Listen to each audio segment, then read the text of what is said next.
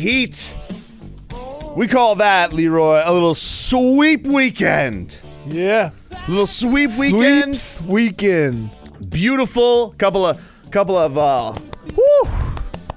Leroy, those were two closely contested matchups against two good teams.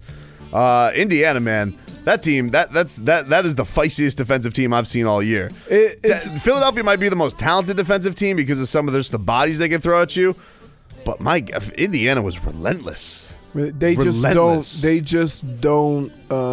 There's a couple of teams are going to be stifling defensively.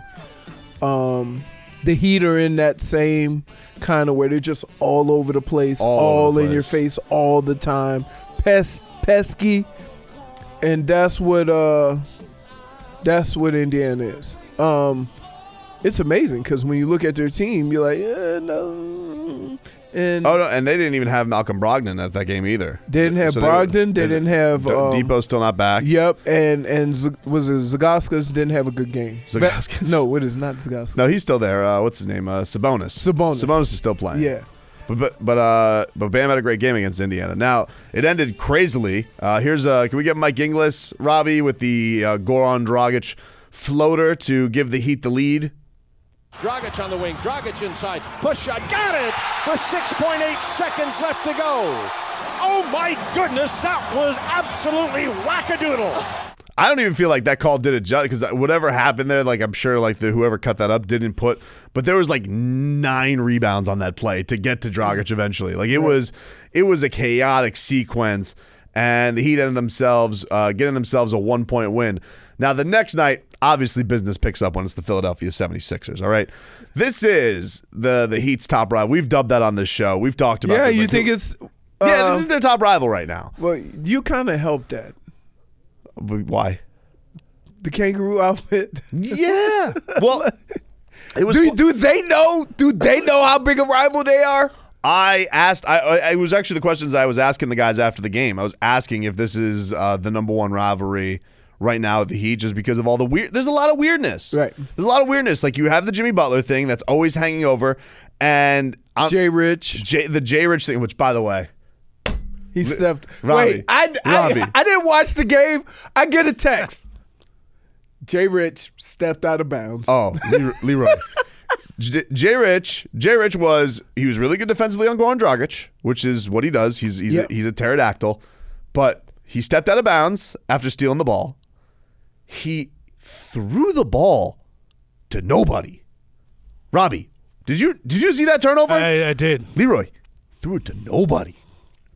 And then he missed a huge free throw, which of course is, that's just what Jay Rich He got bailed out by cheating Ben Simmons. Yep. I was following the game on my phone. I thought the game was over because they kept showing him missing free throws, and I thought the game was over. It went to overtime. It was super weird. So Tyler Hero hits an Onions 3. Onions 3. We're all packing up. We're ready to go because you coming back from that Tyler Hero 3. Do we have that, Robbie? The Tyler Hero. This Tyler Hero, Leroy. Stones. He's 19, dude. Stones. He's 19. Yeah. And he don't give a rat's ass because he's going in and he's got himself a nice little bucket. Could tie this thing up, or down 2, I could go do this. Stolen by Tyler. Tyler down the floor, takes it out on the wing for 3. Got it! Tyler from downtown with 6.9 left. Miami leads by 1. Oh, that rookie is insane. A cold-blooded killer right there. Tyler in the open court steps back and drills a 3. He's unbelievable, dude. Just the stones on this kid. That's what they do now. Like if all fast breaks, they don't take it all the way to the rim. No. Everybody pulls up 3. But it wasn't even pull. He stepped back. He's just like, let's go home. Let's just bury this one. Right. And I'm, and to your point, I'm asking him this after the game, hey man, does it faze you that it's the NBA? And he goes, nah, all the same. But that's, I'm all the same. You know what's amazing about that is that. That's what separates good players, good professional players from average professional players is the fact that the moment doesn't, matter. Right. It's still, to him, It's still a 3-pointer that he's been shooting all of his life. Yeah. The circumstances behind it don't matter. And we use that a lot in golf. But there are still plenty of guys where we see the moment swallow guys up, where they deal with. Yes, but that's what I'm saying. That's what separates. It's that's what unbelievable. separates. Like when you talk about, let's take it another sport. Let's take football. When you talk about Tom Brady and you say how many times he's done it, how many times he's driven this field, and if you ask him, he go, no, it's just the situation. We prepare for the situation. It's not that, oh no, this situation is for the Super Bowl. Right? It's not what it means. It's just the moment. It's just the circumstances don't matter. And you hear a lot of people that are like that. That's probably what it's almost like you have to have a bleep it attitude. Right. And it's not a bleep it attitude in that you don't care, but you have a bleep it attitude in that you don't let the moment consume you, that you're just performing something you've worked on, you've practiced, you prepared for, and it's just a matter of going out and doing it. He's just so much fun, man. I mean, both of the young shooters that the Heat have. I wish Duncan wasn't in foul trouble in that game because he was going off on one of those another incredible shooting night for him. Those two guys in that arena, the type of games they've been putting together has been incredible. But to your point, so Tyler hits that big bucket. We all think we're going home. They inbound J-Rich, and Goran reaches in, touches J-Rich. He goes to the line.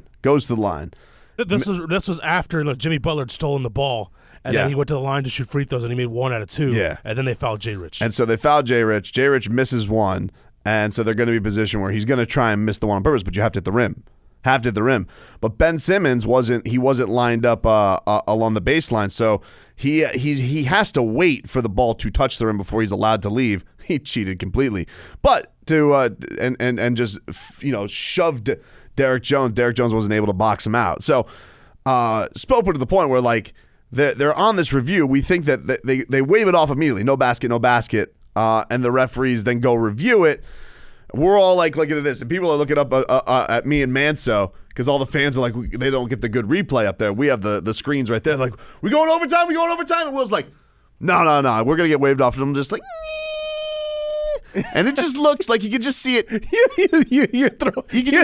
I go to everybody. I'm like this. I'm like, you can just see it tick just a little bit. So he cheated, but I don't. From what Spo was saying after the game, they can't. The lane violation is not reviewable. They can't review that. They can't review that Ben Simmons cheat. They can only review whether or not it was a good basket because of it touching the rim or not. I think it barely touched the rim. Whatever. It ends up going to overtime. Bam got a big bucket on Joel Embiid, and Bam was having a tough night. Listen, this Embiid's a monster. He is. He's a monster. He is. He swallows Bam. He's just standing next to him. It looks like he could stand in front of Bam, and Bam, you wouldn't be able to see. Yeah, there was this one moment where Bam tried to score on him twice, got blocked twice, and then Embiid just pulls up from 3 like nothing, and boop, hits, and just damn it. But but then in overtime, Bam just took it right to him, scored on his ass. Spo called it the biggest basket of Bam's career, and Bam was taken aback by that afterwards. He's like, man, Spo don't give me compliments ever.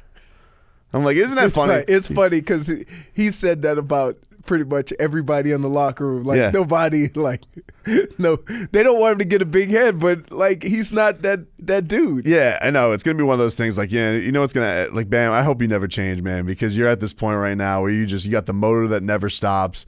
We've heard since the time he's a rookie, just puts his head down. You just got to tell him something once, and he's got it figured out, or he's going to work hard at it.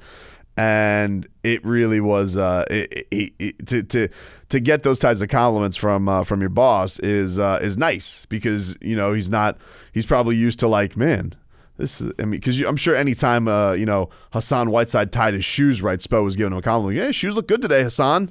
Yeah, because that's just what you got to do. You hear that, koi fish? Yeah, it's with Bam, he's never getting that stuff, so he was really moved by that. But it was a big weekend, man. It was you go and you take out Philadelphia and Indiana, 2 good teams. You've sent Philadelphia into a bit of disarray because they stink on the road. They're not a good road team. And now you're up 2-1 in what I do think it is the biggest rivalry right now with the Heat going, just because of all the ties with everybody.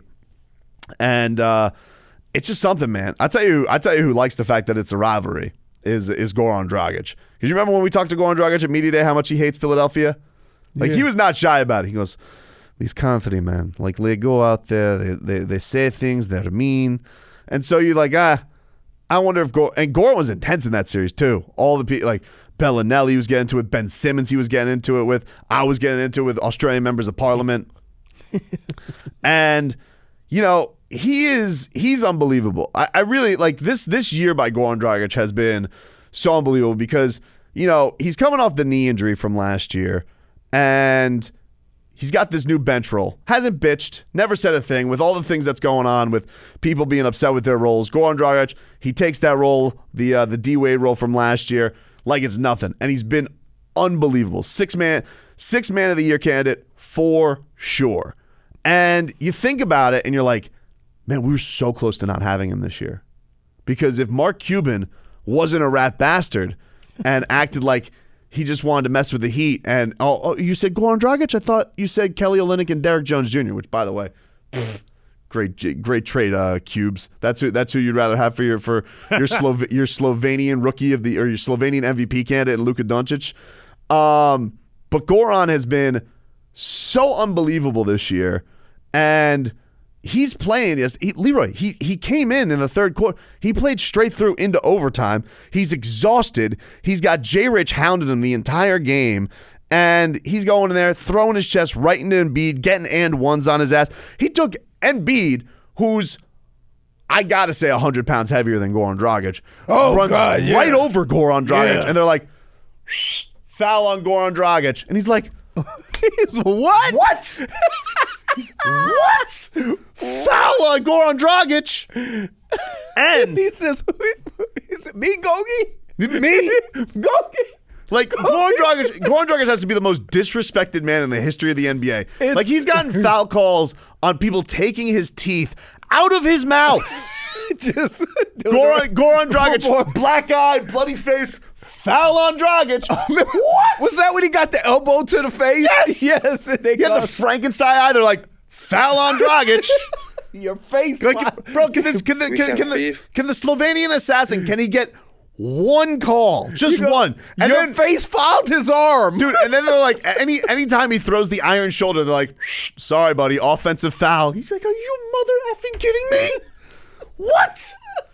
But I got to say, this guy, I'm going to say it right now, Robbie. I'm declaring it. All right? Goran Dragić, Heat lifer. I don't want to hear anything about trade him. Nope. For Kawhi. No. I don't want to hear that. That was for Kawhi Leonard. I don't want to talk about that. I'm saying it right now. You cannot trade. In fact, I dismiss it. Any talk of trading Goran Dragić, you are the upcoming free agent, I dismiss. Charlatan. I will take away your Heat fan card. You will in fact be excommunicated. The Pope of Heat Nation, right now.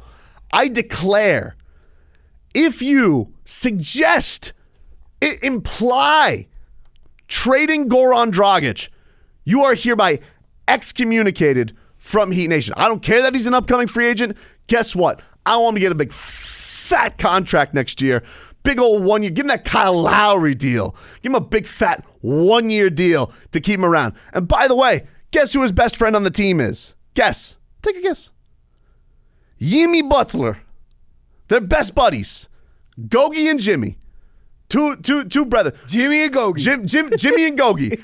Jimmy's going to Slovenia this year. Best of friends. Arm in arm. They love each other. I think Jimmy Butler said he's already one of my all-time favorite teammates. Now, Jimmy Butler's ruffled some teammates' feathers the wrong way.